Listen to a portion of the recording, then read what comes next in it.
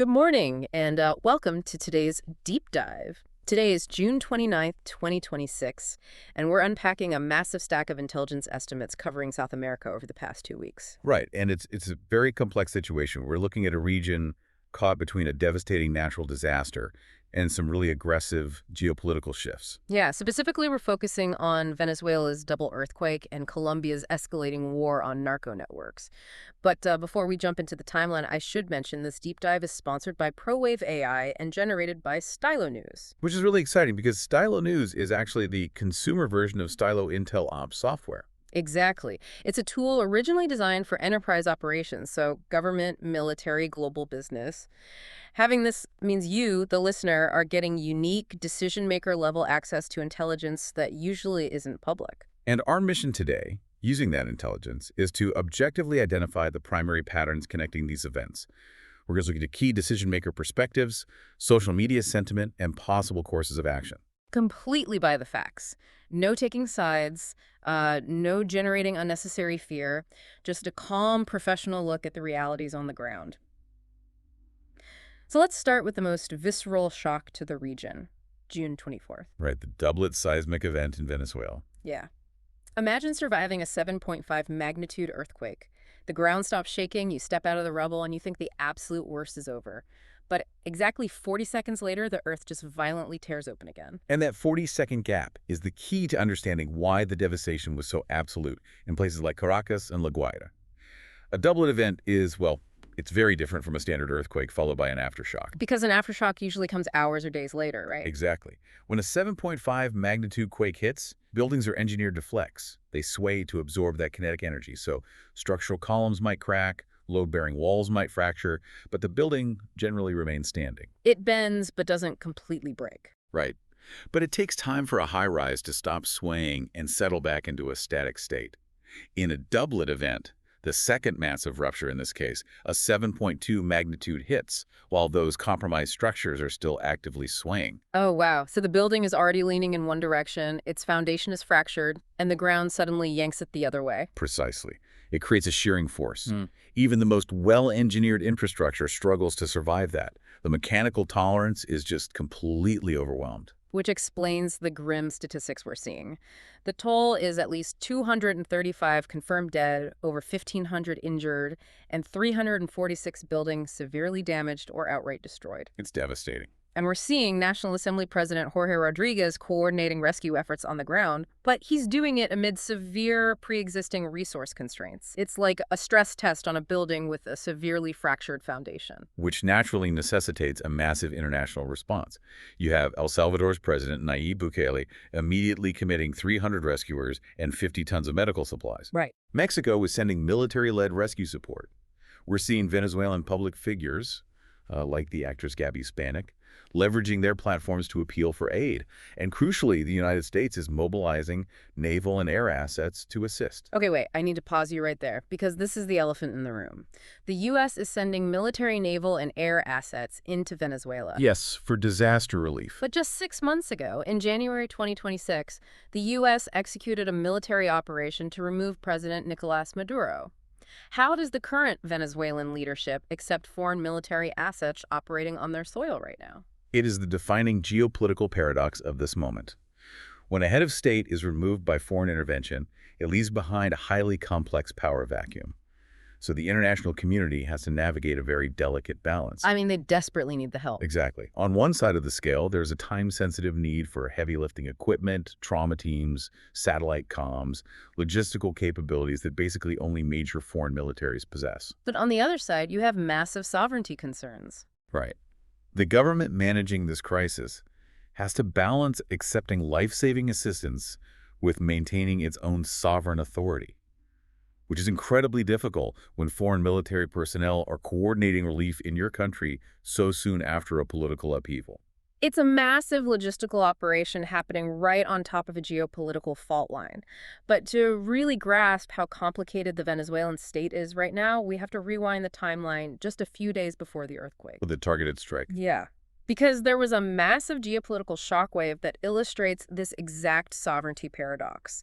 On June 13th, a joint U.S.-Venezuela military operation took place deep in southern Venezuela. And this operation resulted in the death of Hector Rosenford Guerrero Flores, widely known as Nino Guerrero. And for those who might not follow transnational crime closely, Nino Guerrero was the leader of the Tren de Aragua organization. This is not a local street gang. This is a massive, highly organized criminal network. He was a transnational node. Tren de Aragua manages a massive portfolio. We're talking extortion rings, human trafficking, illegal gold mining, and narcotics. Eliminating a CEO-level figure like that takes immense coordination. They even actively utilized intelligence cooperation from Peru to track his movements. They did. But the sentiment and the perspectives on this operation are incredibly fractured depending on who you ask. Well, let's look at the paradox first. How can a state that objectively struggles with the basic civilian infrastructure to handle an earthquake rescue simultaneously execute a highly sophisticated joint military decapitation strike with the U.S.? It seems completely contradictory. But it makes sense when you understand how state power is structured there. Military and anti-narcotics capabilities often operate in completely isolated silos. So they aren't sharing resources with the civilian sector. Exactly. They are funded, trained, and equipped entirely separately from civilian infrastructure. A state can maintain advanced intelligence sharing agreements and execute a kinetic strike, meaning a lethal military action, while simultaneously lacking the logistics to distribute fresh water or repair a bridge. So the sword is razor sharp, but the shield is completely shattered. That is a very accurate way to put it. And when we look at the decision-maker perspectives on this strike, regional governments like Colombia, Peru, and Ecuador view the elimination of Nino Guerrero as a pragmatic, necessary victory against transnational crime. Because Tren de Aragua has actively destabilized their cities. Right. But human rights organizations and legal experts are highly critical. They are pointing to the use of lethal force without due process and the high potential for civilian harm in those densely populated mining regions. And the social media sentiment aggregated by Stylo News reflects that divide. There's cautious optimism for the cleanup of the cartels, but there is deep, pervasive skepticism regarding U.S. motives. Yes, the sentiment data shows a profound distrust of the official narrative. Because southern Venezuela isn't just jungle, it's home to a highly lucrative, illicit gold mining sector. Exactly. Many users are suggesting this joint strike was less about stopping the flow of drugs and more about asserting foreign control over those gold reserves. It just shows how complicated the geopolitical landscape is. And if taking out a transnational node like Nino Guerrero fractures their supply lines in Venezuela, that pressure pushes westward. Which brings us to Colombia. Colombia is currently the epicenter of the region's drug trade, and they are undergoing a massive, aggressive strategic shift. Right, because the incoming Colombian president, Abelardo de la Espriella, is actively pivoting away from the prior administration's approach. The previous president, Gustavo Petro, championed a policy known as Paz Total, or Total Peace, that focused heavily on social reforms and peace negotiations with armed groups. But the intelligence estimates clearly show that under that policy, coca cultivation reached record highs, over 330,000 hectares of coca. So the new administration is throwing out that playbook. Yes. President de la Espriella is bringing in a hardline military escalation. They are bombing narcotics camps, shooting down suspected drug flights, expanding aerial coca fumigation, and sinking narco vessels.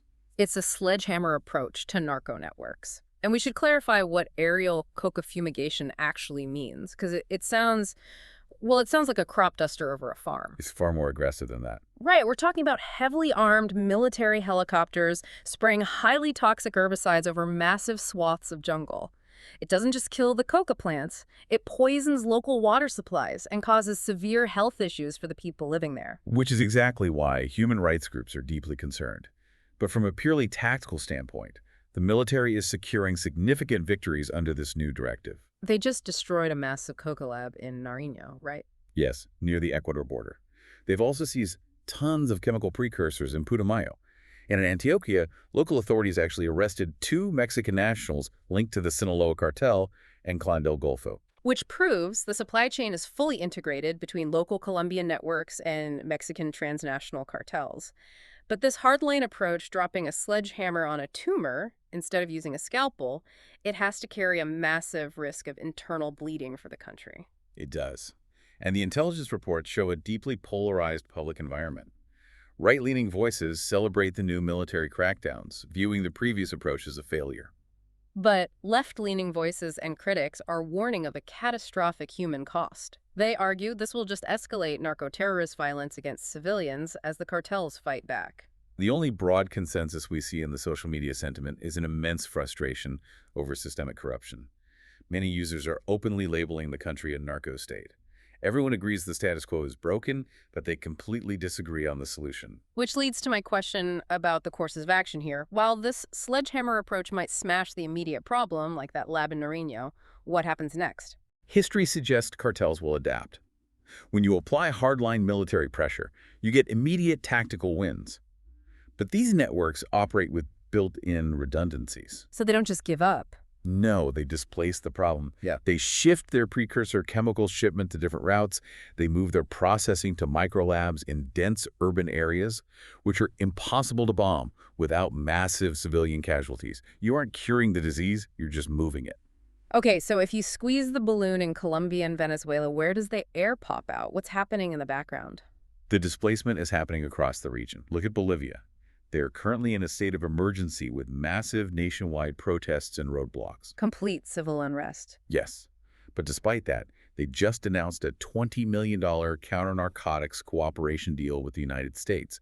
Criminal networks are likely exploiting that domestic chaos to establish new transit routes. And we're seeing the squeeze in Ecuador, too. Exactly. Ecuador has an ongoing internal war against cartel-aligned gangs in Guayaquil and Esmeraldas, and we've even seen recent U.S. strikes on maritime narco vessels in the Caribbean. The pressure is pushing these networks into every corner of the continent, and yet there's this completely surreal distraction happening at the exact same time. The 2026 FIFA World Cup. Yes. It's wild to look at the intelligence estimates. You have military strikes in the jungle, you have cartel supply chains fracturing, cities dealing with earthquake rubble, but matches like Mexico versus South Korea or Paraguay versus Australia are serving as this massive, unifying global distraction. It really highlights the dual reality of the region right now. So connecting the dots for the listener, what are the most likely events they should watch for in the coming weeks? Listeners should watch for trafficking routes displacing toward the Pacific. Also, riverine or overland corridors in Ecuador and Bolivia. The cartels will seek out the paths of least state resistance. And what about the earthquake response? Watch how international aid efforts in Venezuela might accidentally overlap with or complicate these heavy-handed military operations. Coordinating massive humanitarian relief in a zone where kinetic strikes are actively occurring is going to be incredibly difficult. It's a profound balancing act. South America is currently caught between surviving catastrophic natural forces and navigating these really aggressive geopolitical maneuvers. Exactly. Well, thank you so much for joining us on this deep dive today.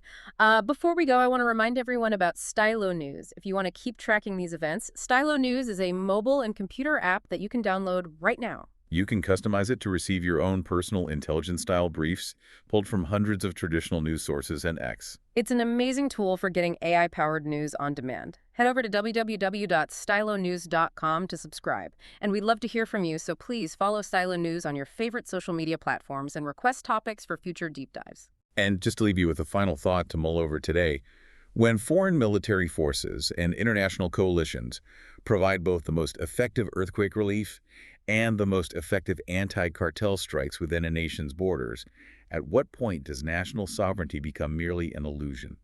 That is a fascinating question to end on. Thanks for listening, and we'll catch you next time.